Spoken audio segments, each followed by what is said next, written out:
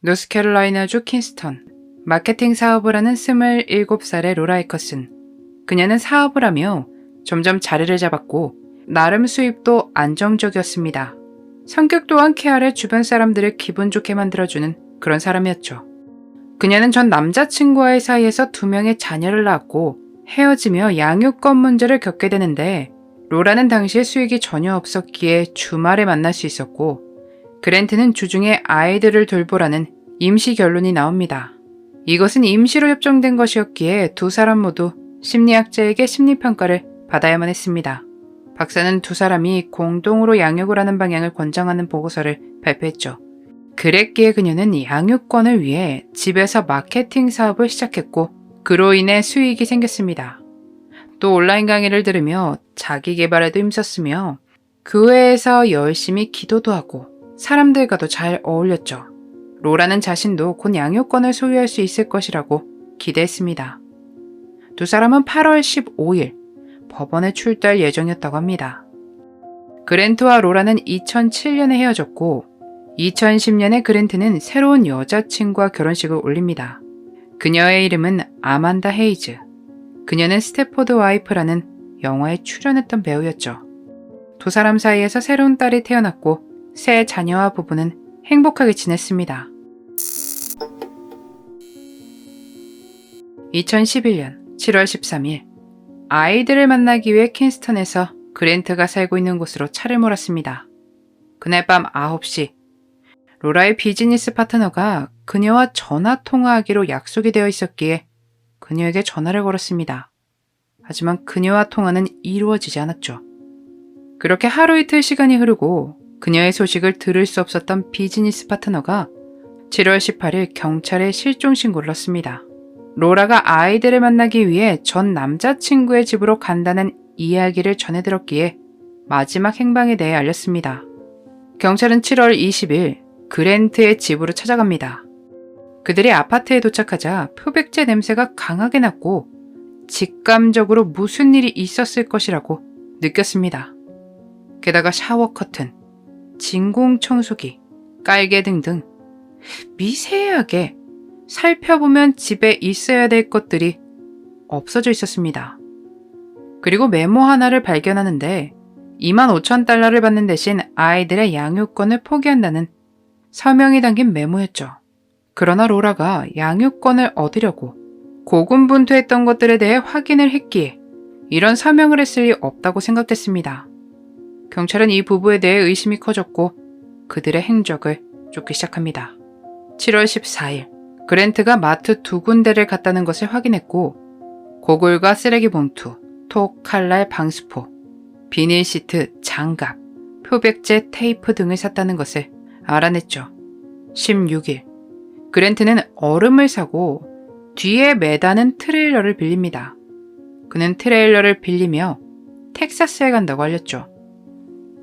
아만다는 텍사스에 살고 있는 여동생 카렌을 만나러 가기 위해 그랜트와 그녀, 자녀들 모두 차에 올랐고 7월 18일에 도착합니다. 19일 그랜트는 장갑과 산성 성분의 용액을 샀고 아만다는 카렌에게 보트를 빌립니다. 경찰은 그 지역의 감시 영상을 찾아냈고 아만다가 카렌의 집 근처에 병들을 버리는 것을 확인했습니다. 20일 로라의 차가 한 아파트 단지에 주차된 채로 발견됐고 이곳은 그녀의 아파트에서 400m도 안 되는 거리에 있었습니다. 24일 아만다 여동생이 살고 있는 지역에 위치한 오이스터 크릭에서 로라 에커슨을 발견합니다만 짐작하셨다시피 부분들이었죠.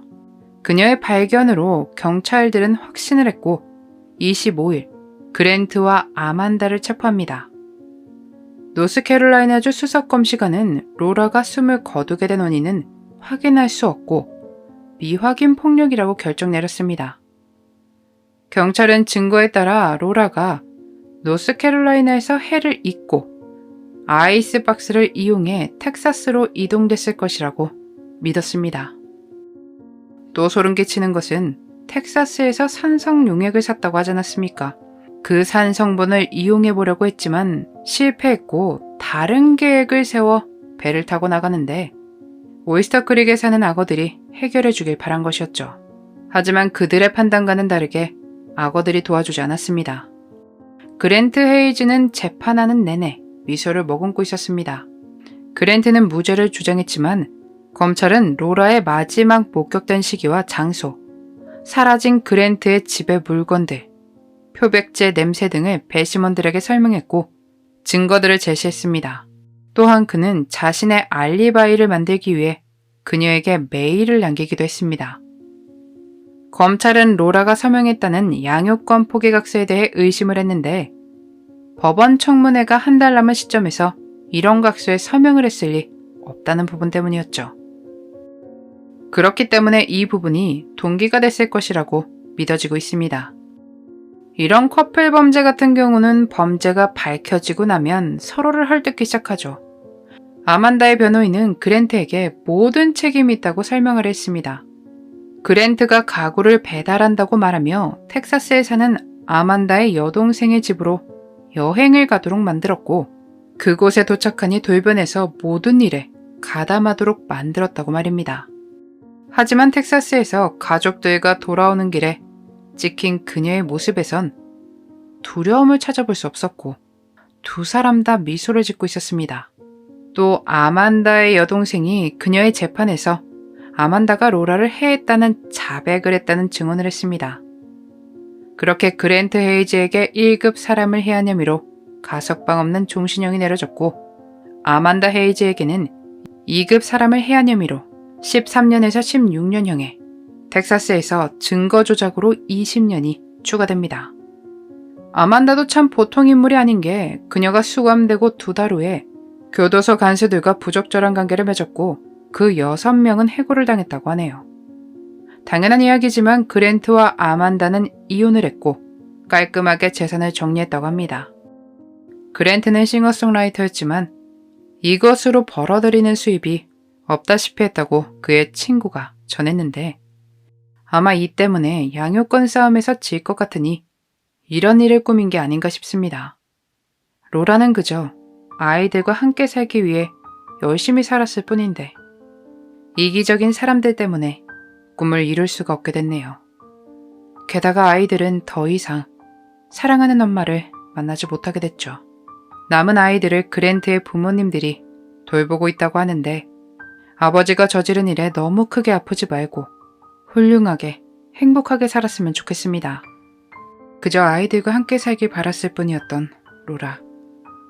그녀가 지금 있는 그곳에선 편안하게 쉬고 있기를 바라봅니다. 지금까지 그날의 미스터리 오키노TV였습니다.